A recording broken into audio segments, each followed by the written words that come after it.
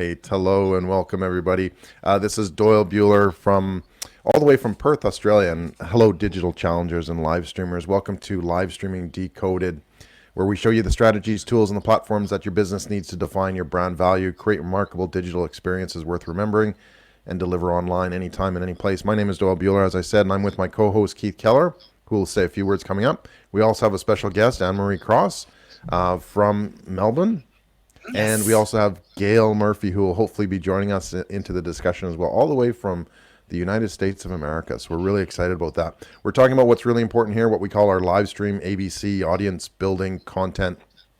And today in part 9 of our limited series shows, we're talking about building authenticity and trust with your live stream. So let's dig in. Keith Keller is considered to be one of the many of the world's leading authorities on Twitter marketing, especially Twitter video marketing, and he's amazing at that.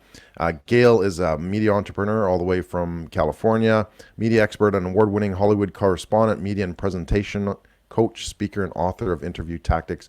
And then we have Anne-Marie Cross, who's been a absolutely joy to work with. She's come on our shows. We've gone on her shows. Just fantastic. Anne-Marie Cross is the CEO and founder of Ambitious Entrepreneur Podcast Network, Industry Thought Leader Academy, and dubbed the Podcasting Queen, which is 100% correct, because I hear about Anne-Marie Cross in a lot of WhatsApp groups and a lot of Facebook groups. So let's get started. Welcome, Keith. Well, look, I'm very excited by what we're doing here. We've decided to call this episode Keep It Real.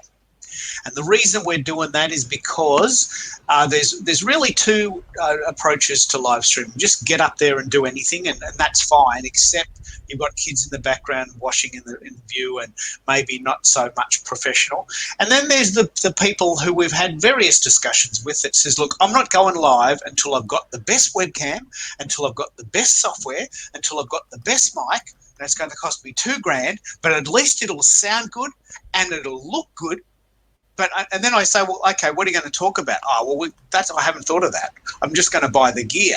So this particular show is all about being authentic. Sure, you've got to look a little bit professional. You've got to have some gear, and we're going to talk about some gear. But I don't want people to get so stuck on buying the right mic or the right webcam or having a green screen or being so scared that they haven't got the absolute perfect tech that people miss out on their wisdom. Would you agree, Anne-Marie? Is this where we're going with this idea? Yeah, absolutely. And even some of the statistics that have polled people around the world and asked them, when you're hearing or listening or watching someone's message, what do you prefer? Do you prefer something that's highly professional, highly scripted, and just, 110% fantastic? Or would you like more of an authentic, real world, real conversation? And the statistics have proven, and some resource that I highly recommend people start to keep an eye and ear out for is Edelman Trust Barometer. And the feedback was they love that real world conversation rather than the scripted. And even more so why it's important that too scripted and people almost try and, do I trust this resource? Because we kind of then think of it in the media, and media is one of those, do I trust this? Is it fake news? So I think real conversations, but also keeping it in line with your brand. Remember in the career days, Keith, you and I would say dress for the role that you are going for, the environment that you're going for. You want to build that reputation. And I think that's the same for live streaming too. Thanks, Anne. Hey, Gail. No, that's really good, and we'll come back to that. Welcome, Gail. Hey, thanks for having me. I didn't even know you had opened up the door, and I'm like, where are they? Yeah, we're hiding. We're hiding all the way across around the planet. So welcome. Anne-Marie just gave us a quick little. How's my audio? Is it okay? Yeah. No, you sound perfect. Yeah. Otherwise, I have big moose ear headphones, so. This is good. That's good. So welcome to the show, Gail. Tell us a little bit about yourself. We're already rolling, so we're just getting right into it. Well, I like long walks on the beach.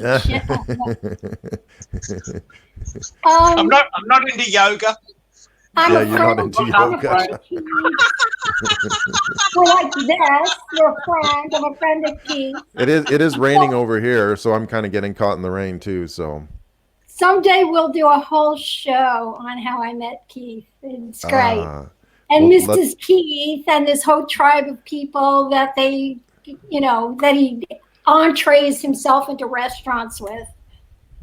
It's very exciting. I am the celebritizer. I teach people how to use the media in their business. I teach them how to tell it to sell it. Because if you can't tell anybody, if you can't tell one person, you can't tell a million who you are, what you're doing, what you're up to on TV, radio, print, online, FaceTime, whatever it is. And I've also redefined the definition of media. So there you go. Fascinating. How do you define it? Yeah. Well, up until about mid-2000s, where we had a tremendous, thank you for going to my setup, by the way, where we had a tremendous, teutonic shift in media. And so up until that point, the dear Mr. Webster had defined it as something as TV, radio, print, billboards, newspapers, magazines. So my definition, so I scrapped that altogether. So the definition of media, Murphy's Law, is anyone or anything that has the ability to take your message and move it forward. And so what that means is it's an email, it's a photograph, it's a tweet, it's an email, it's a pamphlet, it's a giant billboard on Santa Monica Boulevard or whatever it is. And if you can't tell it, you can't sell it. So, and it's interesting because when I do seminars and I speak, a lot of people say, Gail, I'm not really doing media. I'm just not there yet. I just started my business. It's still on the table in my kitchen. I said, so basically what you're telling me is that you've never sent an email, you've never posted anything, you've never been in a photograph, you never told anybody about what you're doing. The fact is, armed with a smartphone and a couple of social media sites, we are broadcasting 24/7. So seriously, what do you want the world to know? That you just ate a donut, right? Or a pizza? And we have to take this very seriously. And this is not for the faint of heart. You got to pull on your big girl and big boy pants and turn your brain around, because you now are the CEO, CFO of a potentially extremely large global broadcast that is potentially bigger than CNN or BBC or Sky or whatever, because you're global. So you have to respect the power. You have to use the power, because the power will work for you. But you got to be really grown up about it. That is, if you're serious about who you are, what you're doing, and what your goal is. And basically, I believe all of us our goal is the same thing, which is world dominance. We want to win. Good case in point, because look at what we're having. Doyle is from Canada but lives in Perth. Anne-Marie and I. For Perth or for Canada? Yes. Or both. Anne-Marie and I. Nobody will have me. And thank you for apologies in advance for that, because it's freezing cold and I'd rather that not be the case. And you're from LA, and here we are. We're living the global dream, aren't we? We have 3 continents represented, 3 countries represented, 2 continents, thousands of miles away from each other. But the glory, the authenticity of being able to meet in the middle with a site called StreamYard, streaming to Facebook Live and Periscope. This is the world we now live in. This is the world I want to be part of. And I want to teach everyone to do it. I want to do it more, and I want to have more guests on the show. And what you're saying there, Gail, is exactly true. We are our own media companies now, and we don't have to wait for CNN to give us a chance to talk for 3 minutes on the morning show. We can do it ourselves. It's Yeah, brilliant. I love the way that you've said that, Gail, because I remember years ago I invested in a high-end publicity PR course, learned how to write press releases, do all of the things. But what I hated was the chasing. I just did not like the chasing. And at that time I thought, I'm not going to chase other people to be able to share my story, which is why I built my own podcast platform and then said, I'm going to build that. And I think people are realizing that now. And because of the audiences that we are building, if we do it strategically, we can build a higher, much more engaged audience and influence and impact them, because you're creating a community of like-minded people that has a common desire and challenge that you can help them overcome. And I think we have got more influence and impact than any, and I'm going to say that any media company has, especially now, because people are now starting to want to listen, watch, learn from more niched podcasts and live streamers, and they can do that without being bombarded constantly with in-your-face, interrupted advertising, which a lot of those larger, mainstream media does to monetize. So I think as small business owners who are leveraging our own media and building our own media platforms, have got a huge, ability to be able to leverage that on all fronts and monetize. So reach, reputation as a trusted authority, and revenue from that highly niched audience that you're building. Yeah, it's true. I have been doing a podcast since like 2004. I was part of a podcast company, and we had a great time. The thing was, we were incredibly in front of the curve. They didn't even call it podcasts back then. We started as in 2008, I think, Keith, didn't we? But we were using audio as part of, the way that we shared content to our audience. Well, it didn't have a visual, but I remember speaking at the very first podcast festival. It was here in Los Angeles. I was a speaker. And it was, everyone in the audience knew what it was, and it was very interesting. I have an interesting story from that. And I never, it was a podcast convention, and I never spoke for them again. I had a girl that was sitting in the front row.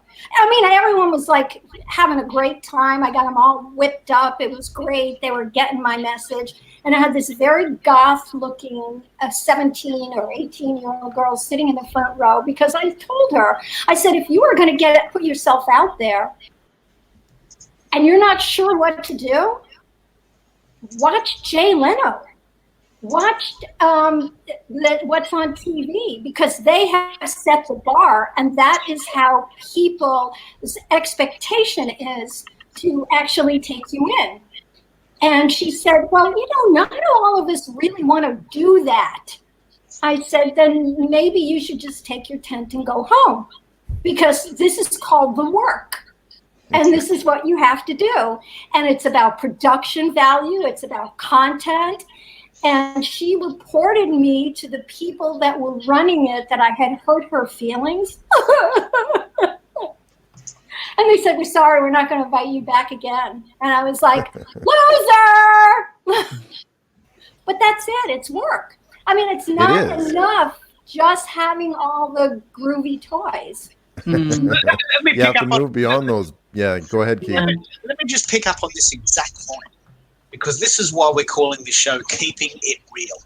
Yeah. We're not saying that this is fun all the time and that you're just doing this as a hobby. We're saying that the tools now exist for you to do this in your house. But there's also a responsibility to have a set of principles, like maybe some lighting, or at least be able to see you. I've seen some of Anne-Marie's podcasts where guests have turned up in a tank top and been in the backyard. And I'm thinking, and they're on their phone in the backyard, and you can't see them because the sun's shining on them. And I'm thinking, why would you do that? Why would you present your business opportunity in a tank top in the backyard? There's got to be some minimum level of requirements. But the exciting part is that I've got a pair of headphones, a webcam, and a light, and here I am talking to hundreds of people, thousands maybe, I live in Melbourne, Australia, and people know about me, and I've got a message, and I can share that message, but I don't need thousands of dollars worth of equipment. And I want this show to be about how do you find that middle ground. It's got to be some production value, but you don't have to have staff. Am I on the right track? Yeah. No, it really depends on who you're speaking with and who your audience, and I guess that's important too, right? If your audience is, tank tops and shorts on the beach, then that's okay. Well, yes, if you right? have a multi-million-dollar company that sells flip-flops and sunscreen, that's perfect. And I think a perfect embodiment of what you just said is Mark Zuckerberg. Okay? I mean, he's probably wearing $4,000 cotton T-shirts, which I can buy in the drugstore for $1.99. But see, he's dressing for what's called showtime. Because when that red light goes on and you realize that this is happening, it shouldn't matter what venue you're in. It's showtime. Yeah, and your performance and your information and your body language, it's showtime. You are in the zone. You are in the cone. You are in the zone. And your job is to deliver. But is there an inconsistency sometimes when you might see, like, Mark Zuckerberg runs the biggest company on earth and he shows up maybe not ready, maybe a little bit unprepared, or maybe not dressed for the role? I don't know. This is sort of how he testified in front of Congress, he had a $4,000 Armani suit on. Yeah, okay. So he knew his audience. Yeah. They wouldn't respect him if he didn't have a $4,000. I mean, I don't know if it was $4,000, but why would he spend less than $4,000, right? And he probably has a closet full of them. But he knew who his audience was. See, that's another thing. Who are you talking to? Yeah. So true. Can I just jump in there and ask Anne-Marie about the Edelman barometer? We're now in an environment where the consumer is starting to see through the BS. And the consumer, which is ultimately the people we are broadcasting to, are starting to say, you know what, I do like seeing you in a t-shirt, man. Just hang out. I don't want, like, I've seen videos where the guy or the girl is scripted and there's every word is in place and it's so boring. And I'm thinking, you just had that written for you, didn't you? You're reading it out. You know, and I'm thinking this is of no interest to me because I'm detached from the reality. On the other hand, I've seen really high-level people talking off the cuff, off the hip, as we call it, and you get it. So, Anne-Marie, what's the dichotomy there? What's the real balance between? Yeah. And I draw back to what we were saying earlier, is that you need to think of, well, what is the outcome that I want from this particular interview or this particular podcast or live stream? Who is my audience? Exactly what Gail was saying. And is the way that I am addressing, speaking, the way I'm presenting, you know, even in the clothes and the environment, is that speaking the brand? Because if it's off brand, it's going to be distracting. So again, you could have the best equipment, you could have the best content, but people are going to be distracted because you are in your tank top and you're speaking through your phone. Similar to the analogy that we used previously, if you're going to a job interview, you want to dress the part. You know, you still got to bring the goods. You're still going to be able to communicate in that way. But if you come underdressed or even overdressed to a job interview, there's going to be that disconnect there, and it's going to, it's just going to cause that. Yeah. So is Keith overdressed then? We are these gigantic broadcasting companies. So what that also means is that we have to do all the jobs that these big companies do as well. So scouting a location is part of it. Wardrobe is part of it. Makeup is part of it. Lighting, audio. Scheduling ahead. That's the hardest part, scheduling ahead. Like, I mean, let's be very clear about how StreamYard works. StreamYard is just this glorious site that costs $50 a month, but there is so many moving parts. We've got to find guests. We've got to schedule ahead. We've got to send it to Facebook. We've got to send it to Periscope. We've got to get the recording and send it to YouTube. And Doyle's there very calmly monitoring the whole Calmly. thing. We've got to send the comments into the platform, and hello to Linda for making comments, and so sorry that we haven't been able to put more of those in. But Doyle is just calmly sitting there watching things go past, but there's a zillion things happening at once, isn't it? And StreamYard is easy. Like, honestly, it's one of the easier platforms. Like, we were trying last week, we were trying Ecamm and Skype and everything, and it's like, oh, this can get so complicated so fast. So I think, as we were talking about earlier, like, you need to use what you can and focus in on the content that really is more about you and about your show. It's not about having a fancy mic, and it's not about having the ear set or whatever the case may be. It's how do you actually use it? How do you build that audience? How do you communicate with them? And I think it's building that experience. When you think of authenticity, I have what I call the distinction triad. And one of the things, there's aptitude, there's attitude, and then there's approach. And, your attitude's very much your character, but your how you approach something is how you respond to something. And, I've been known to, if suddenly I press the wrong intro music, I just laugh and go, take two. You just got to go with the flow. And I love the way Linda has said, people love imperfection. They love that vulnerability. It's like, the bloopers at the end of a movie when you see that the actor has said something and you just see that twinkle in their eye and they all laugh and then they carry on. It's those moments of that people do love. So it almost creates this endearingness about it. And so I think there's a balance of that. Obviously, there has to be some preparation. And when you're able to just, I guess it's own your space, because you know the content, you know what you're here to share, and the way in which you deliver that, continue to bring that out, authentically. Don't have to put a mask on, just be you, the best version of you. And I think people will really resonate to that. Your people, the tribe that you want to create. Do you think that they should, you talked about preparing Anne-Marie and Gail, should we be going off notes? Should we be, what should we be doing? Or just does it depend on the audience itself or myself? Like myself, yeah. I prepare, I make some notes, some key highlights or key questions or whatever. And I do read an introduction, not every time, but I do, because it helps me feel a little bit comfortable. And perhaps there isn't an ideal solution, but what do you recommend? Both Gail, I think and do what Anne-Marie. works for you. Do what works for you. You'll get to a stage where you can run a whole show and probably just have 3 key points.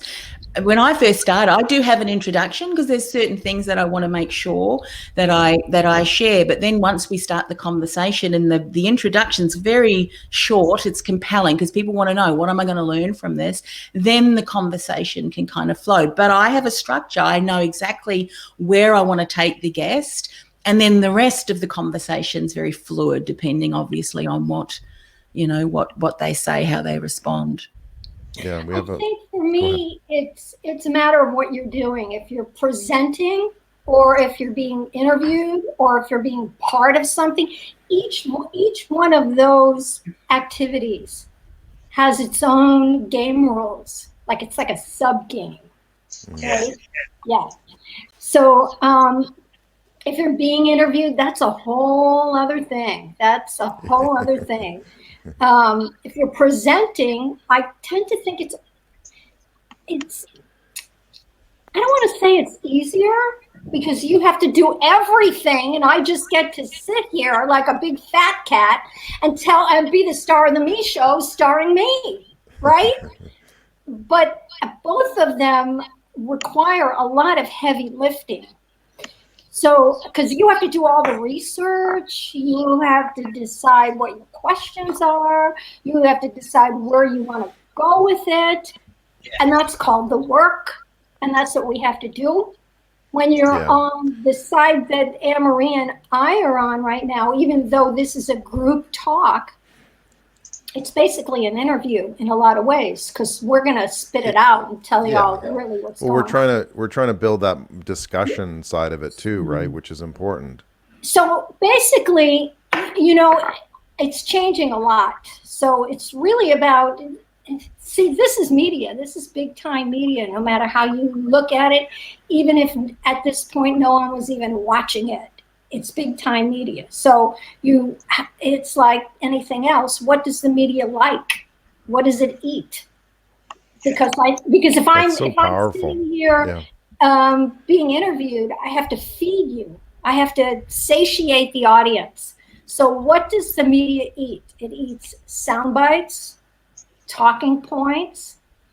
It eats what I call media fast food, which is bits, bytes, sound bites, because basically what that does is it sets the table. And so I set the table for you. So I am a very long time Hollywood correspondent. I've interviewed over 15,000 of the biggest celebrities and newsmakers on the planet. I work for ABC News for 20 years. I worked for BBC for 20 years, and I'm only 19. But so I don't necessarily know what you're going to gravitate towards. So basically what I have to do for you is set the table. Just give you a little bit, a little taste of what I'm doing and what's going on, who I am, what I'm selling, what I want to get out of this. And you get to choose. I love that metaphor, setting the table. I've never actually heard it expressed like that before, because really that's what you're doing is you're preparing a meal, a media meal Right. for your audience. So, what do they like? How do you arrange the table? Are you having an entree and or an appetizer, or over here as they call it differently? Do you have all these pieces as part of that? So it's fascinating. That's true. So I set the table, and I'm qualified because it's been in there for years. I'm qualified to be able to talk about any of it. Yeah. And Linda also, says snackables. Sorry. Go ahead. That's right. Oh, I'll have a little this. So, okay, you worked for BBC, you worked for Sky. I'm not really interested in that. So who did you interview? Did you do Meryl Streep? Did you talk to Bob Dylan? And then I can tell you those stories. And it can go any which way. I mean, how many times, like Anne-Marie, have you sat down to be interviewed and it went a completely different direction than you actually had anticipated it would go, but it was just as satisfying, and you still got your message out because you were. Let me just pick up on what you've just said there. This is exactly why I love live streaming. And I've been chatting to my wife about this, who's working from home, and she's noticing the difference. This is exactly the metaphor we're using. She's noticing the difference between working at home and having to generate her own energy, her own. She's had to generate her own momentum, her own enthusiasm. Whereas if you actually bounce off other people, in a sort of a live gig analogy, throwing back to Linda from last week, if you can bounce off what you just said there, you can talk about working for CNN and BBC, and that might prick a few ears up. But you might say, guess what? I interviewed Bob Dylan. Whoa, what was that? Tell me about that. Because that's more of interest to that person. So suddenly the interview goes in a different direction depending on the persons involved. And that's why I love live streaming. And the audience too, because if the audience not even interested in Bob Dylan or doesn't know who Bob Dylan is, then they may not. They may not exactly be interested. Yeah. And you can't make the person who's interviewing them, you can't make them not be the star of the show. It's their show. So before you ever book any kind of interview, you want to Google them. Who are they? What do they like? What are their interviews like? How do they present themselves? What floats their boat? Because they're doing the same thing when they're interviewing me. And being interviewed is a two-person sport. Look, I love this. I just love this because I've got good friends, and we all know people like this. They have a story, and they believe that the job of the media is to help them tell their story. And they're not particularly interested in who's interviewing them. The interviews are all the same. We all know people like that. But the really great talent, the really great interviews are when people can bounce off the person, Jimmy Fallon versus Jay Leno, say, and you think, okay, there we are. Those two people are totally different styles, so those interviews are gonna be different. And if you can morph your personality or your message into that style of presentation, it's a much more dynamic flow, isn't it? I've interviewed people that just all they want to do is tell me what they have to say. They're not interested Yeah, in. They're not interested in adding. banter. They're not wanting to add to the conversation, or the conversation is about them. And Well, with then live maybe- Is stream, that common? Is that common, or am I the only one in the world that's ever experienced that? It No, depends. I yeah. think like later on today, I'm going to be interviewing someone who's got a real dynamic personality. And I think for me, I know as a host, I want to create a platform upon which my guests can shine. And so if someone has we're talking about the it factor, charisma, what is it? Do you get born with it? All that kind of stuff. And so if I've got someone that's really dynamic, then I don't need to be there to be at the same level. I'll guide. I'm a guide, cheerleader. I'll ask the right questions to really ensure that the content she's sharing is going to be relevant for my audience.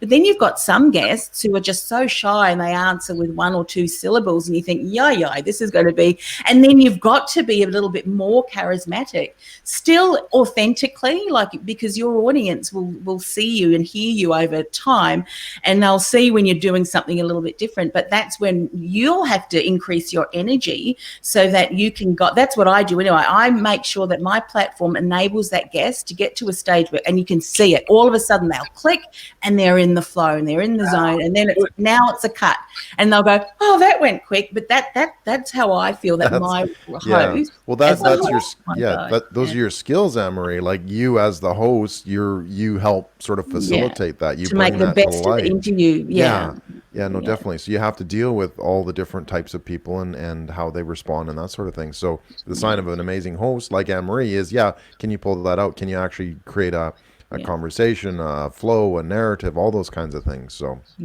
there's so much what was the word I was thinking of? There's so much we can do in preparing to show the people and be in the media than we even realize. What you don't want is surprises. You need to know how that person interviews. You also need to know how that person answers.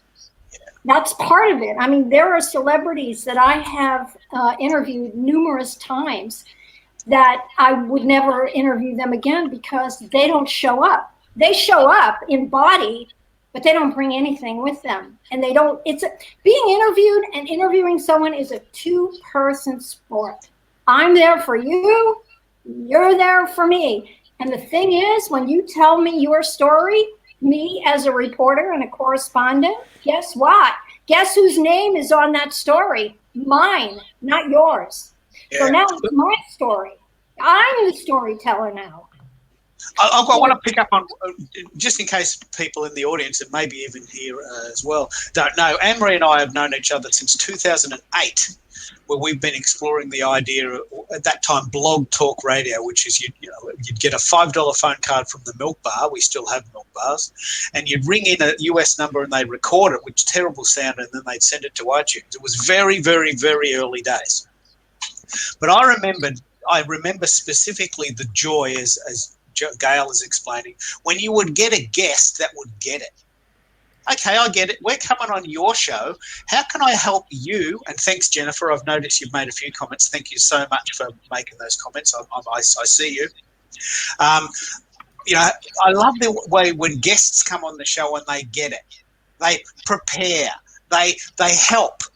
They don't have this big, elephant ego that says, mate, I'm coming on your show, and really I'm the show.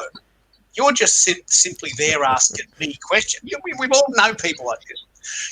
I'm on the show and I'm answering the questions, and I'm the reason that people are tuning in, and you just ask me questions and feed it to me and I'll talk. And those guests are really hard for me because I like the banter. I like the interaction. I love the fact that Jennifer's made a comment and now that's part of the show. There she is again, a two-way sport. I love that. I love the fact that it's very interactive, and this is why I'm almost addicted now to live streaming. Thank you, and you're welcome. I love the fact that this is interactive. I'm talking. I could talk for an hour just to the camera with no one watching, but who cares about that? Linda and Jennifer and Erica, who's called in sometimes from Jamaica, and Mapes from Perth has called in, and we've got friends calling in all over the world. This makes the show very dynamic. And I want to ask the question of Gail, because she's a media coach. What do you do for people who will not play? Well, how do you prepare them to be a little bit more malleable? What do you say to them when they just want to share their message, but they don't want to be, part of the story? Well, first of all, doing what I do is basically an inside job. So I basically have to convince them that it's their idea. Okay, good. And I teach them how to get there. I had a rock star that I was working with years ago, whose father was a bigger rock star, and he was following. Do we get to know who that is? No, he was following in his dad's footsteps, and I got a phone call from his management company saying he's already done like 20 interviews. He sucks so bad that if you can't get him into shape, we're just going to drop him because we can't put him out there. And basically, that's the job of a publicist, to put you out there, which means you have to appeal to the most amount of people in the shortest amount of time. So if you just want to talk to 5 people, then give up what you're doing and just talk to 5 people. So so when I first met him and we were talking, God, he was so charming. And I said, so have you been doing a lot of interviews? He said, oh, yeah. I said, oh, so are you any good? He said, oh, yeah. I said, so what is it? Tell me what it is, because I haven't seen the interview. He said, well, you could ask me a question and 5 minutes later, I'm still answering it. And I'm like, and you think that's good? He said, yeah. I said, no, it's not.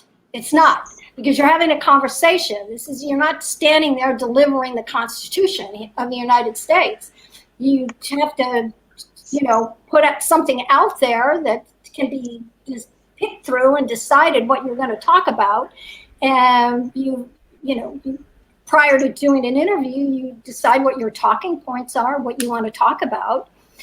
And so we blew completely through the first session because he was just trying to please me and please himself, and it wasn't working. You can see that so too. We did a second session, and at some point in the second session, I could hear the trumpets of the angels. He flipped. Wow. And he looked at me and he said, I am so sorry. I wasted your time the whole first session. I wasted your time the first half of this. I get it. I want it. Give it to me. I said, thank you. And what was really interesting, and we did 5 other sessions after that. Each one was 2 hours each. And he wound up playing a very big gig here in LA it was like a year later. He sent me an email and said, you want to come? Yeah. I had a backstage pass and I went back there. And he was hugging me. He was showing me around. He said, this is my media coach. I gave her such a hard time. I busted her back and she still loves me. So, I think it's an honor. I'm just blown away. I think it's an honor to work with someone who wants to put it out there because they have courage, they have strength. Many times they don't know they have courage and strength, but I can see it and I can know it just from all the interviews that I've done. And I prop them up. A lot of it is, self-talk to them, telling them this is really good. You're really doing really good with this. You might want to tweak this and move this around. Is it, you brought up some good points, Gail, and maybe Anne-Marie, you can jump in there as well, but a lot of businesses who start to do live stream are really, maybe it's fear, right? Maybe they're scared of doing it. Maybe they don't know where to start. And these fears kind of really get in the way. I know I experience it too. It's like, oh, do I really want to go live now? Or am I really going to go live next week? Like, I got a lot of stuff to do to be able to do that. So we kind of talk ourselves out of it. But Is fear a factor for starting a live stream? Oh, definitely. And I actually started live streaming because I got bored with interviews, because I love the spontaneity. I love surprises. I love it when I get a guest that feels so awkward, because it's my job to get them out of that awkwardness. Because and it really is finding a conversation or an angle that all of a sudden that lights them up, because when someone is talking about something they're passionate about, the authenticity will often come through. And so for me, that is my role that I find as a storyteller, as a guide, and getting the best out of my guests. And you kind of weave in, your story, your personality, you validate as they go along. So I guess what I do, Gail, almost is like the coaching that you do with your clients on a podcast, if I'm with someone who perhaps is feeling quite awkward. But that's just something that I think, if someone's thinking of starting a podcast or a live stream, after you do so many, you get to understand and appreciate and almost be able to do that and keep the conversation flowing. And you have some really great open-ended questions, and that really allows for the topic for people to dive further into specific areas, and you just guide that along. I love that. And I never send guests any questions. We just have the 3 key points and off we go. Yeah. Can I pick up on something there? Please, yeah. I want to talk about this idea that, okay, live streaming is fearful in the same way that climbing Everest is fearful, but you don't go straight out of high school and climb Everest. So, I did a show on Zoom, which was pre-recorded, and Arian was on it, Gail. She was lovely. Arian's my friend from LA, who I met with when I met Gail. And she was there, and we recorded it on Zoom, and it's in HD, and it looks great.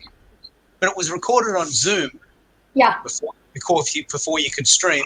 So I then had to send it with slow internet to YouTube. It took like half a day. Oi. And so the advantage of live streaming, and why you would do it, completely separate to all of the funness, if that indeed is a word, is that this is going live now. This show is live now, and you'll be able to watch it right now, but also the replay will be ready as soon as we push stop. It's there. So as a creator, the actual time differential between making content and getting it out there is like about 1/10, maybe even 1/20th.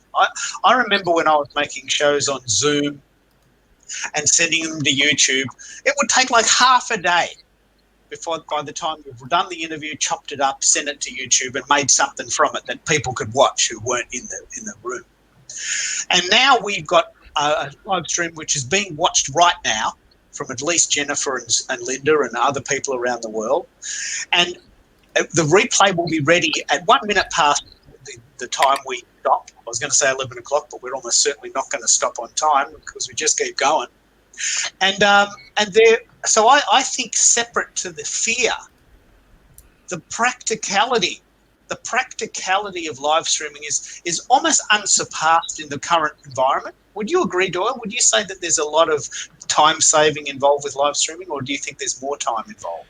There's a little bit of both, right? I mean, when you're preparing like a video, it's going to take some time to map it out and set it up and post-production.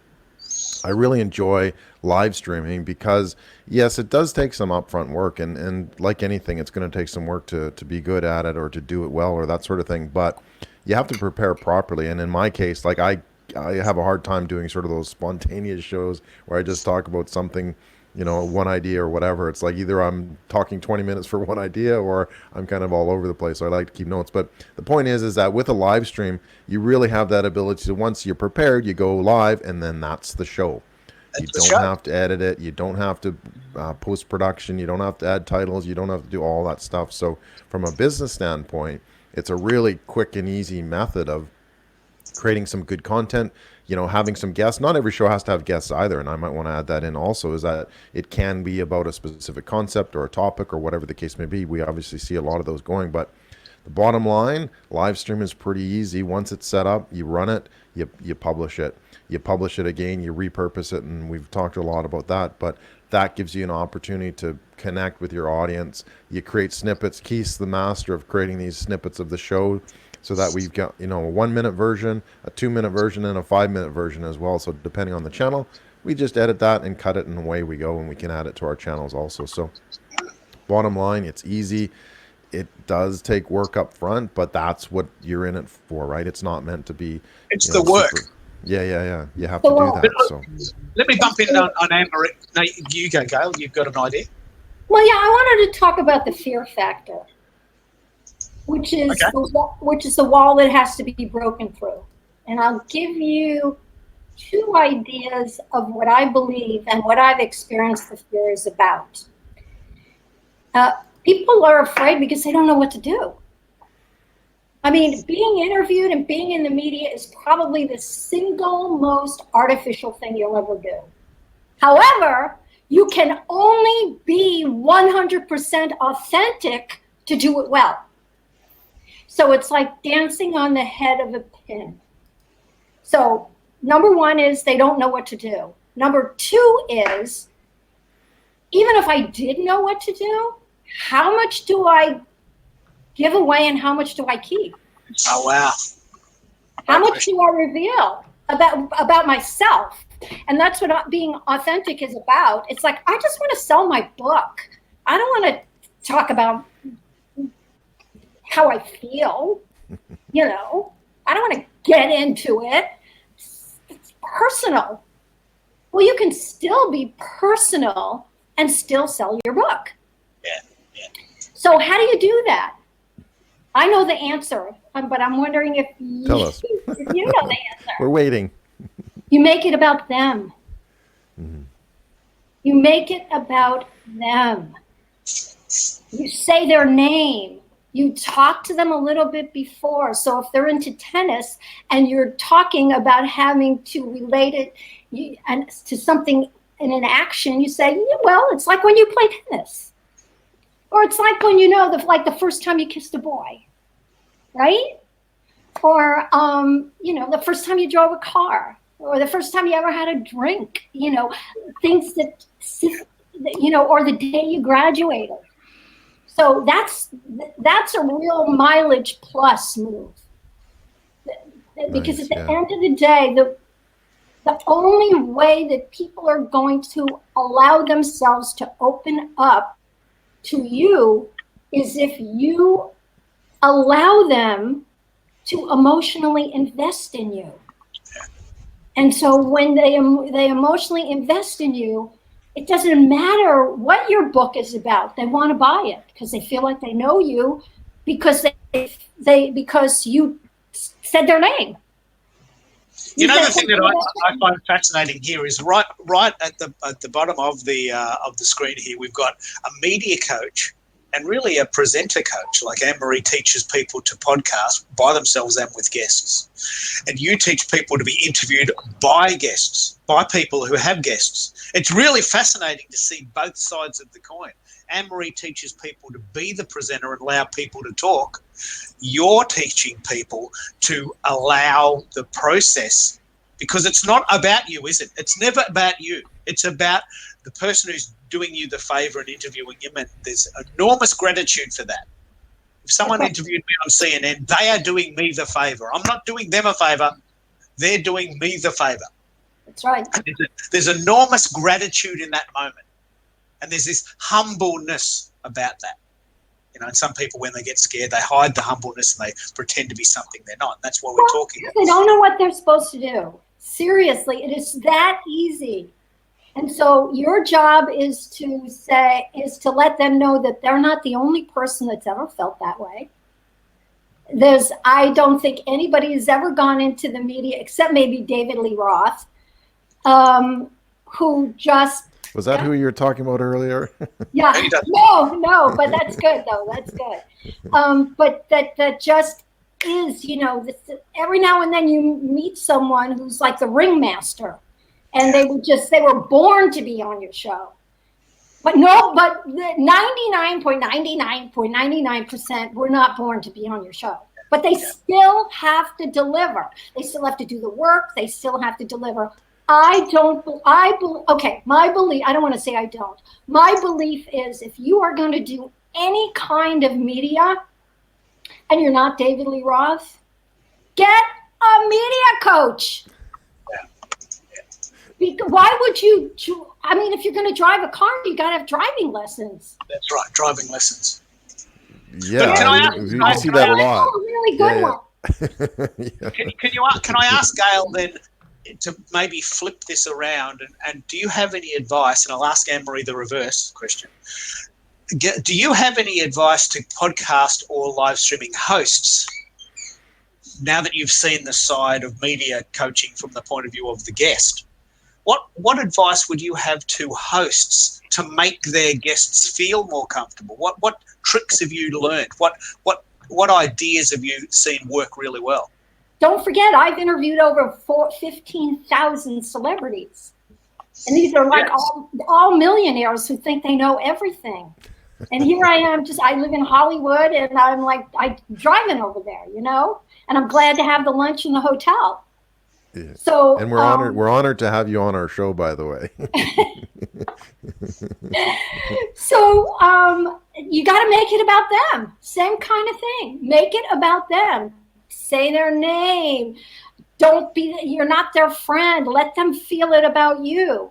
Typically, when you're so my advice to people that are having that are podcast that are interviewing for podcasts.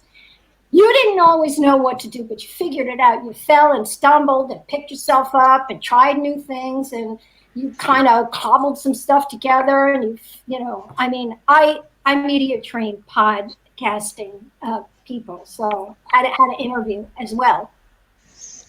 But you got to remember, you'll know in a minute, and Anne-Marie will just vouch for this. You'll know that in a minute if the fear factor is at play. So if it's, I sincerely, I don't know what to do, but I'm here. I shouldn't really be here, but I am. So in some way you have to telegraph to them, I got this. I got this. Yeah. I'm in charge. Scared? I'm in charge. Do I look scared? I'm so glad you're on my show. I'll set you up. Don't worry. I got this. I love that because there's two parts to that. There's the David Lee Roth, who I haven't met in person, but I'm sure he's a bit of a dynamo. And he'd come on the show and he takes over, right? And we all know people like that. Yeah. But there's also the people going, look, I have got a book and I'm pretty clever, but just don't ask me about it. I don't know what to say. And your job as the host is to say, look, we got this. Look, my job is to make you shine. I'll find a way. That's right. And so the first one is I got this. And the second one is you don't know how much they want to keep to themselves, and you don't know how much they want to give away. So just ask them. Just ask. Just ask. It doesn't matter. This is your show. You can do anything you want. So I'm not sure, I researched you. I love your product, but I don't necessarily know what your boundaries are. What were you thinking when this was happening? And you know what? You're not the first person that ever asked them that question. So they already have an answer. So either they'll say, well, I'm not really comfortable, and it's okay. That's fine. Yeah. So, so you figure out some kind of workaround, but just be honest. You want to do for them what you want them to do for you, and you want them to be honest, and that's authenticity. So I have interviewed people where I got called at the last minute. I didn't see the movie. I didn't hear the music. I'm not really interested in the music, and I'm not really interested in the movie. I'm not telling them that. At the end of the day, I want to know what's going on with them. What inspired them? What was it like when they were in 12th grade and in their bedroom, playing air guitar, saying, I'm going to be a big rock star? Or when you were working in Walmart and you decided, I'm going to write a really great book. And here you are, you have this really great book. And so, you know what? They don't really care. I have never interviewed someone who was so precious that said, well, you didn't see my movie. You didn't listen to my music. And I've said to them, I only got called 20 minutes ago from your publicist to come and interview you because there was a slot available. And I was going to wait till and this is my little lie, I was going to wait until the last minute to see, to actually listen so I could be fresh, whatever. They don't care. They don't care. There's a really great scene in a movie called Notting Hill with Julia Roberts. Yeah. And who's the main character? Who? Horse and Hound. He was representing Horse and Hound. That's right. Yes. And I can't remember the guy's name. Hugh. It'll come to me. Anyway, so he wants to go out with this girl who happens to be a supermodel and an actress, and he gets called in to. Have you seen the movie? Have you seen Notting Hill where Hugh Grant goes to this hotel and he's thrust into this room with 100 people, and he picks up a book and he goes, "Where are you from?" "I'm from Horse and Hound," because that's the only magazine that is there. "And what's the movie about?" "Well, it's about outer space." Right? I was thinking on the fly. "Okay, is there any horses in the movie?" "No, it's set in outer space." "Ah, okay. No worries. Have you ever ridden a horse?" "Yeah, okay." So what you're saying there is do some preparation, but make it about them. And that particular movie is really quite funny. In that particular scene, speaks exactly like, because we've all done this. We've had 10 minutes to prepare, and we're on. Geez, what do we do? But I want to flip it. Because I've never asked Anne-Marie this question. I want to flip it, and I want to ask Anne-Marie, how can guests, this is a very essential question now, how can guests prepare to be on other people's shows? What are some of the things that they can do to make the show great for the host? Great question. And the people that I would interview, that they are really specialists in their field. So a lot of them are service-based businesses who are selling expertise. So they're thought leaders. And so a lot of the people that I interview on my show, they want to become known as trusted authorities in their field. So you have to know your stuff, and you have to be able to answer questions from left, right, and be able to dive deep and answer and provide reasons why you say what you are saying. So whilst there is storytelling, there is also fact-telling and case study sharing and all that sort of thing. So you need to be able to speak about that and go kind of in different angles. One of the things that I will often do too, and I do with all of my guests, is I'll ask them, what are the 3 takeaways that my audience is going to learn? So very much what Gail was talking about. It's for the audience. What are the takeaways? What are they going to learn? What are the outcomes and insights? And so when you are preparing, you want to make sure that the stuff you're talking about and that you're sharing, especially if you want to be seen as that thought leader, how are you challenging the status quo? What is outdated? What is no longer relevant? What is, the biggest challenge that your ideal clients and also the audience are struggling with, and be able to share insights into that and be able to speak about that well. And also too, help the host prepare by sharing, these are the takeaways and the benefits. I see, for me, when I'm approached as a podcast host and people tell me I've been on this podcast and I don't care. I don't care if you're on Oprah or on whatever. I want to know, what value are you bringing to my audience, and how are you doing it different from, say, the other 10,000 people who have emailed me because they want to come on my show. And that's so important if you want to be that trusted authority. Now, you're also talking about building trust, and there's something that's happened in 2020 that people will need to be aware of as they're now approaching interviews, especially if you want to be seen as a trusted authority. Trust, or the model of trust, has changed. And again, Edelman Trust Barometer has found out in 2020, trust is now built on competence and ethics.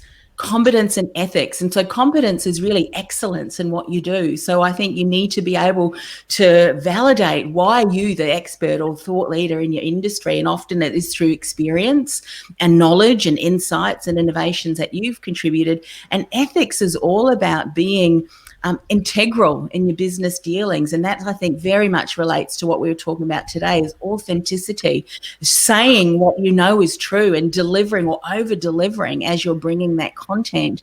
And ethics would boil down to integrity, purpose, I think is really important, and being dependable. And that's really important. So ability, competence, excellence, and ethics. And I think when we hold those two pillars is really important, and how we deliver content and just how we show up, that's really going to continue to build trust with our audience. What would you say, Doyle? What would you say? Because guests often, they get left to we all know about hosts. We've all got live streams. We're all talking about the host. But what do you think guests need to do to prepare to make the host have a great show? Because that's what we want. We want the show to be great. What can guests do? Well, I think sometimes they can submit. I've had this like as a guest as well. It's good if you can come on prepared to the show as well, and sometimes that's either saying, hey, do you want to ask me these questions, or what questions would you typically ask as well. So that can kind of help you sort of understand, again, as a guest, what are the expectations of the show? What do I need to prepare for? Do I need to get a creative visual or something like that? So I think that those are important, just because sometimes you can obviously research the show and Google it and what have you, and maybe watch a couple episodes as well. But there's the time factor. So how can you kind of minimize that? How can you maximize that time that you do have to be able to research the company or understand what they're doing or how they're doing it? So yeah, when I get a request from a company or a person that wants to do an interview, it's like, do you want questions? Can I have some questions? That sort of thing, just to help structure it. And honestly, most of the times the questions go out the front door anyways. So it's something to imagine. Can I ask a subsequent question of all three of you? How much is the content important as opposed to the way that the guest promotes it or helps you? I mean, which of the two things are more important? I get asked almost every week for people to come on my shows, whatever they are, even old shows that aren't on anymore, and I think, well, okay, content is one thing, but how are you going to promote it? How are you going to leverage it? What do you think is the most important content or marketing, or both? Both. Yeah, I think both. And a point that I'm seeing now too, especially for podcasts, I don't know if this is happening with live streaming, but a lot of organizations are now popping up, and they have been for many years, where they will then go and seek opportunities for their clients to go and speak on podcasts. Now, I refuse now when I say refuse, I would say that 99.99999% of time, I just won't even bother, because the whole dynamics now has changed. I've spent years building up my platform. So why would I have someone that would come on that does not share, that is only doing, because now that their attitude has changed, and because they're paying for someone to get them on, to get them onto my podcast. So for me, I will seek opportunities to speak with people who are adding value, who are relevant to my audience, with the knowledge and the expertise, that they share. That's been one of the issues too, is that with the rise in podcasting, and I've been doing it not quite as long as yourself, Keith, and Anne-Marie as well, but you have sort of, now the market's sort of flooded with, I'm not sure what they are or what you call them, but agents, where it's like, oh yeah, my client's looking to be on, your podcast, and they just send this random email. They haven't obviously researched even my show, right? Or it's not complimentary, or there's not a fit. You're in athletics and I'm in digital marketing, right? There's not a fit, sorry, unless you're using digital marketing for athletics. But most of them come from oh, you've got a podcast, surely you'd want me on as a guest. And it's like, no, I don't, sorry. You get that too then, because we get it all the time. All the time. Yeah. And sponsors, it's like, no, keep your money. I don't want to have you on sponsor my show because I haven't used your service, and it's not interruption marketing. So yes. Do you want to read those questions out? I know we've had Crystal coming in. Crystal. Yeah. We had a couple. Maybe I'll just go back, and we have had some technical questions as well. Let's see. We've got Crystal. I know using StreamYard now. What's the difference between StreamYard and just going live via YouTube? they're pretty much the similar thing. The advantage to StreamYard is that it allows you to be able to connect guests, like you're seeing here. It allows you to be able to have a platform. And actually, one of the earlier episodes when we did have Anne Marie, I think it was like number 2, where we actually went through our 20-point criteria on the StreamYard platform itself, which helps you identify if it's actually good for you. But basically, we can do these views. We can make it fancy. We can make it, full screen. We can add that text. We can show the comments, which you can't actually do in YouTube as well. You're kind of stuck with whatever you're presenting, There's a lot more goodies, which sometimes is good, right? Because sometimes all this extra stuff, it's like, oh, it's so distracting. I can put this up, and oh, let me put this up, and oh, I got to do this. And then you press the wrong button. You accidentally and then you press the wrong button. stop the whole live stream. Because we did an eCam episode, and this was like a test, but it was quite challenging because you have all these overlays and you have all this branding, and it's like, oh, now the pictures move, so now I've got to move my overlay, and it's like, StreamYard is easy. Let me just pick up on what Crystal said there, and a big hello to Crystal. I haven't chatted to her for ages. I think she's in New York. And the basic idea with StreamYard is that StreamYard can, of course, broadcast to YouTube and Periscope and LinkedIn Live and Facebook Live and Twitch at the same time.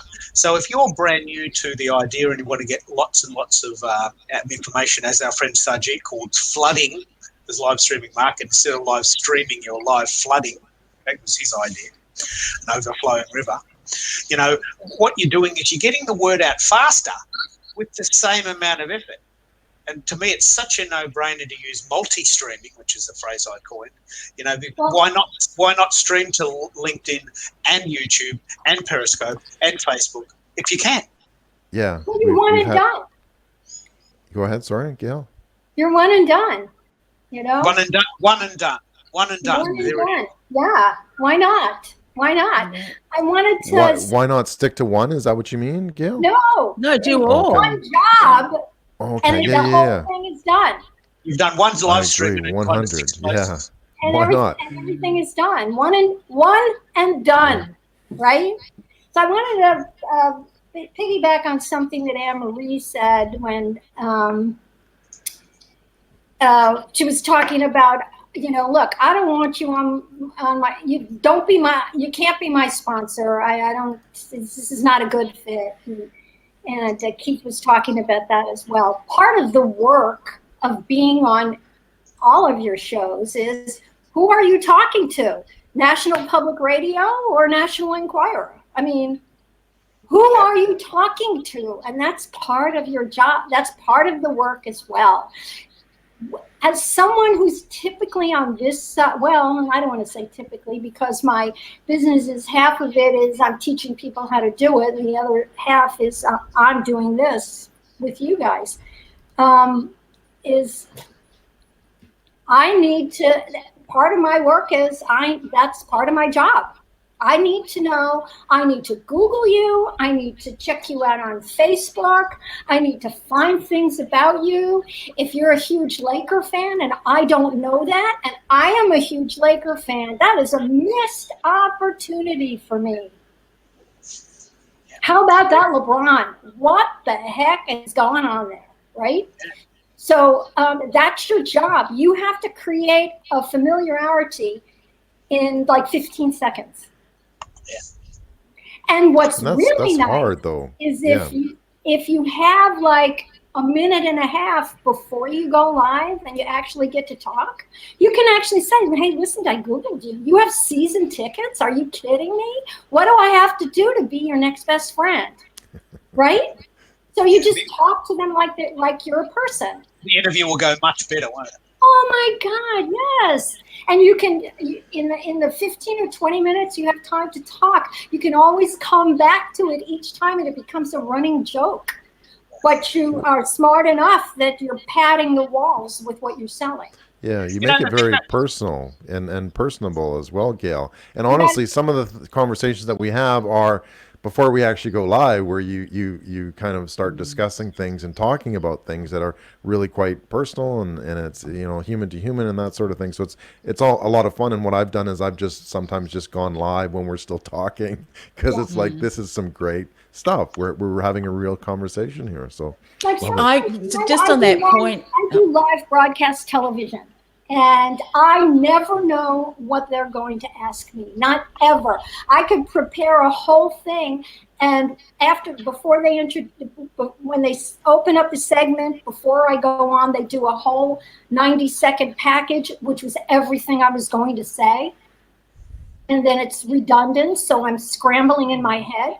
And many times I'll say, you know what, I was talking to your producer before we came on. And that was one of the things that we actually talked about. Just kind of being honest and real about the situation, and that there's an actual human being over there and not a robot who's not only telling the story, but giving you the news, telling you something that we don't know. Many times I'll get a story will just break, and all I know is the headline. So I start out by saying, listen, this is very fluid. We have very few facts, but let me just tell you what we know so far.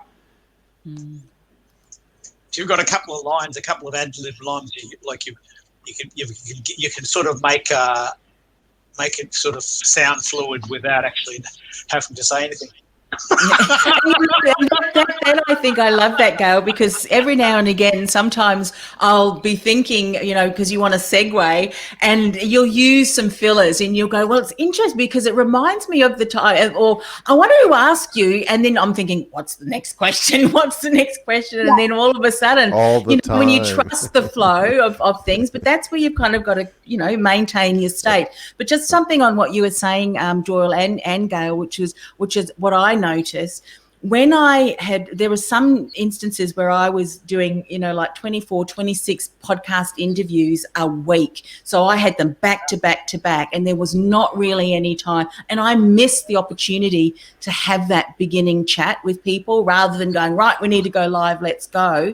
And I think those opening couple of minutes, even if it was just 5, you know, minutes of just that casual chat, you're able to kind of warm up the guest in that way, so that when you do go live, you've had that opportunity to speak beforehand. But, and that's part of the work too. That's part of the work too, is knowing that you own that time, whether you're broadcasting or recording or going live. You own that time, and you can do anything you want. And so, would you say that the whole goal is to make it informative?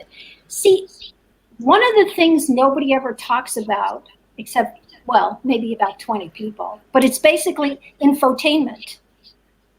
And that is the crown of the cone of Showtime.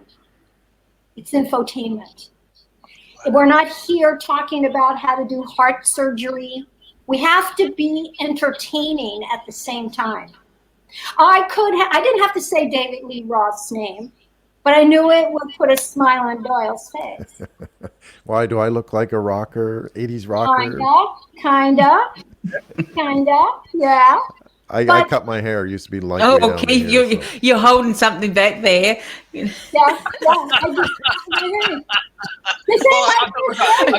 got to be honest. Otherwise, we're going to be here for another hour. Yeah, really. I'm going to prep for another interview coming up. No, I'm just joking. Yeah. But that's the fun of it. That's the fun of it, isn't it? I love that spontaneity. Aspect of things. Yeah, no, for sure, and it helps. And we actually have some. What did Linda? Where is it? Oh yeah, she says I like to go live mid conversation. Yes, there actually is a reason to that too. So let me say that when you go live, it doesn't always go live right away.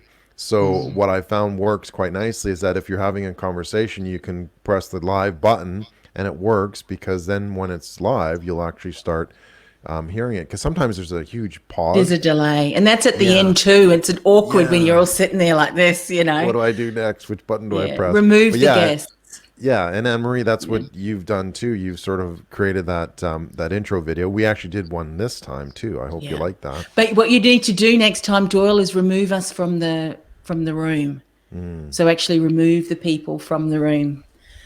Does it play over top then, or No, it no, doesn't? because you still went. We were still live and we still had our faces.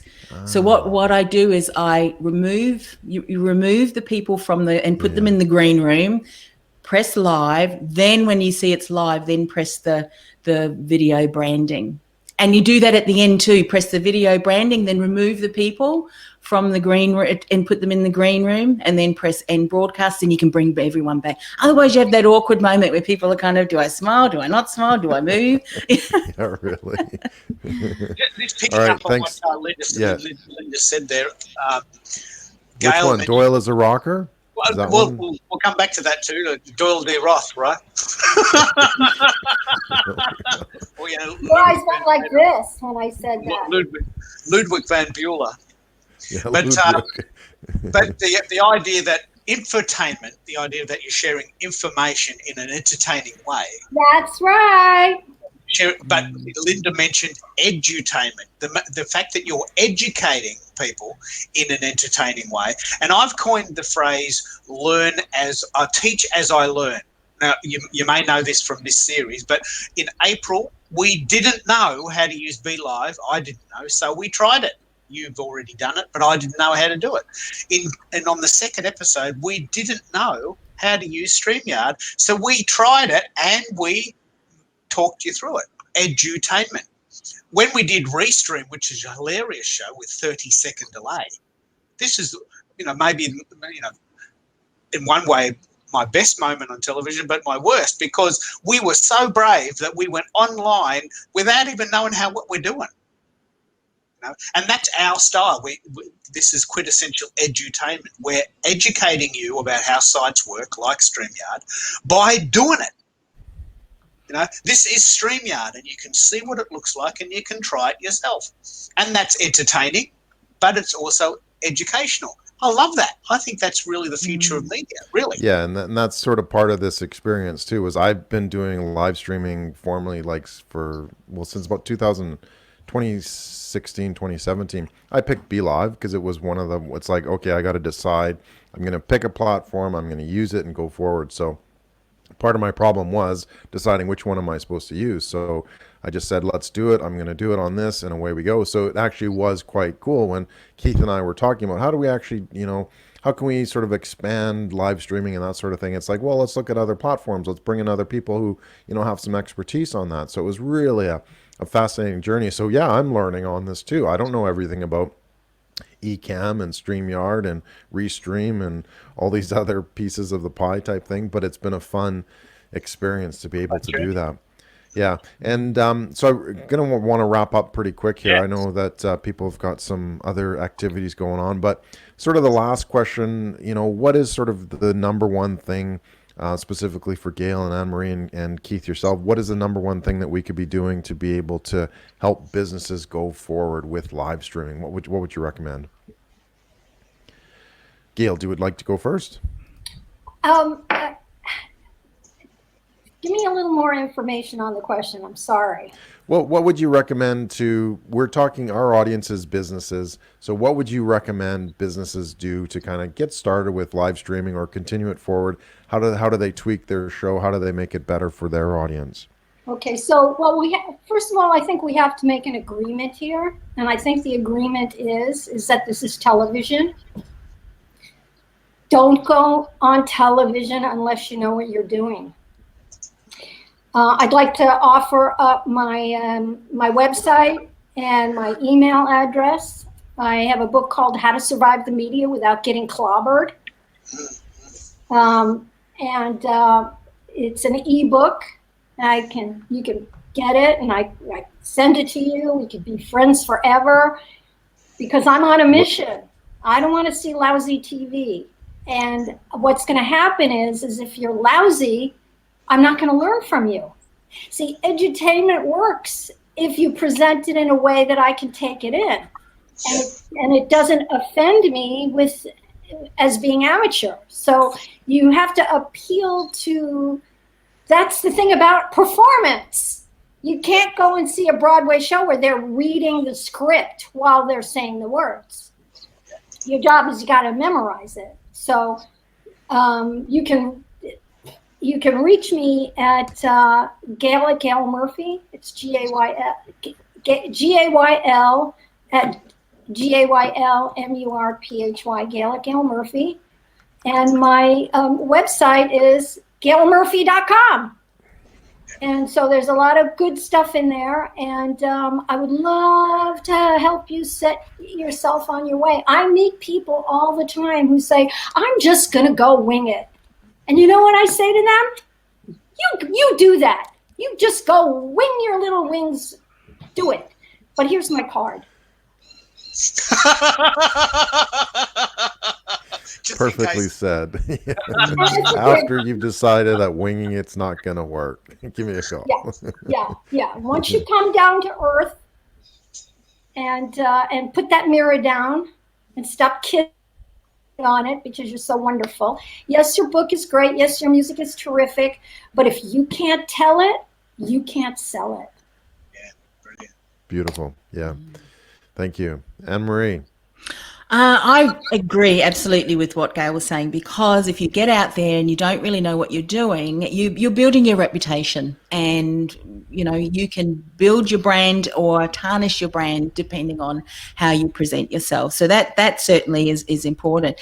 I would also say too, particularly because I work with a lot of business owners who want to be a trusted authority in their field, you have to start with the end in mind. So you need to think about why am I doing this live stream? If you want to build your reputation and you want to also build a network of other people who are key stakeholders in the industry, what is that end in mind? What's the call to action? How are you going to get that community? Because I'm all about leveraging that community to build your reach, to build your reputation as that trusted authority, and ultimately your revenue.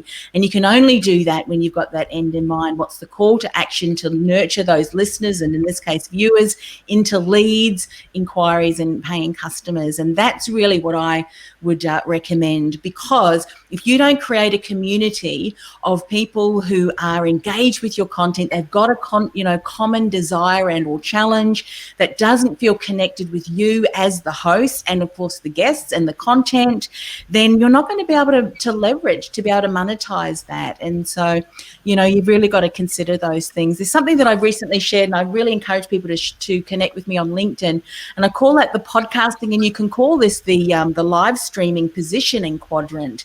You have 4 quadrants. And if you think about, an arrow going up with this point down the bottom being the lowest to the highest, and then across, diagonally as well from low to high, you can be an entertainer, and that is when you've got low trust and you've got low authority. Or you can be a celebrity where you've got kind of like an audience that kind of likes you and hangs out with you, but you're not really going to be able to monetize that unless, of course, you are in Hollywood, but then you're an actor, there's other aspects. But then on the right-hand side bottom, that's an expert, and that's when people will come for the topic, but they won't return for the host because they're interested in the topic, but there's that charisma, that entertainment or edutainment. You haven't got the tainment correct. But then if you go the top right, that's high authority and highly engaged community. That's when you're seen as a trusted authority. And if you can reach that level as a live streamer and obviously business owner, but also as a podcaster, that's when you're going to be able to start monetizing your message with your live stream and your podcast. Fantastic. Thanks, Anne-Marie. Keith, you want to wrap up? Yeah, well, I would like to encourage people who are interested in live streaming to do both sides of the coin. I would like to see people go on other people's shows as a guest to warm up, because then you don't have to push the buttons, and then you don't have to do all of the ancillary items that it takes to do a show. I'd like to see people have a show where they interview guests, because I find those types of shows much more interesting. I personally find them much more interesting. But if you feel right up from the get-go solid, you can talk at the camera and live stream your heart out. And if you can do that, great, that can work too. So really, I would like to encourage people to see both sides of the coin. There's a huge advantage in being a guest on a show. You get a recording, the other person does the heavy lifting, they've got an audience, and you get to meet new people. There's absolutely massive advantages to having a show and meeting cool people and having them on your show, and then they do the heavy lifting because they're introducing you to the other people. And then if you really do want to, you can talk at the camera and do that yourself. I personally don't find that very entertaining, but some people can carry it off. So I think just have a go. You don't have to really be 100% straight away, and you don't have to have all the gear. You just have to have a little bit of courage to try it, and that's what this show's really about. It's about giving you some of the tools, StreamYard, a webcam, a light. Yeah. It's about building that courage, starting with something small, and going from there. But at least getting started. And Would you agree? Would you agree? Yeah, no, 100%. I mean, that's what you have to do. You have to overcome that fear of getting started, and that actually talks a lot about where Keith and I are launching a live streaming challenge coming up after part 10, which I want to quickly talk about for that, where we're actually going to be having it. It's going to be on Zoom. We're going to have it as a Zoom meeting. We're going to have it as a live Zoom meeting, so you can both come in and watch the show. You can come in and interact with the guests. Anne-Marie, hopefully you'll be able to join us, and Gail, would love to have you there as well. I know your schedule might necessarily allow that, but we'd love to have you as well. So it's going to be on Zoom. We're going to be able to have everybody join us all at once and have multiple guests and attendees as well. So we can actually, where is that? Oh, goodness. So you can go register right now, bit.ly/decoded10. Oh, wow. We've already got a link to register. Yeah, I did that late last night, Keith. So. Oh, wow. Decoded 10. Yeah. And so out of nowhere, we had this idea in early April, and now we've got 10 shows. And now we've got this little thing on the internet where we teach people to live stream, and that's our brand, our edutainment brand. We're teaching people to live stream, and we're having fun doing it. It's the perfect scenario, isn't it? And that's what we call the live streaming ABCs. So yeah, thank you so much, Keith, for joining us. Thank you, Gail, for joining us all the way over in the US. Thanks, Anne-Marie, as well, for joining us from Melbourne also. So if you're watching this on replay, please just hashtag replay. If you have any questions, please ask those as well. We have had some amazing questions as well. I really want to thank Linda, Crystal, who else? Jennifer, and a few others there. Sorry, I can't go through all of them, but thank you so much for joining us and asking some wonderful questions. Really appreciate your time. Thanks, everybody. Have a wonderful day, and we will see you.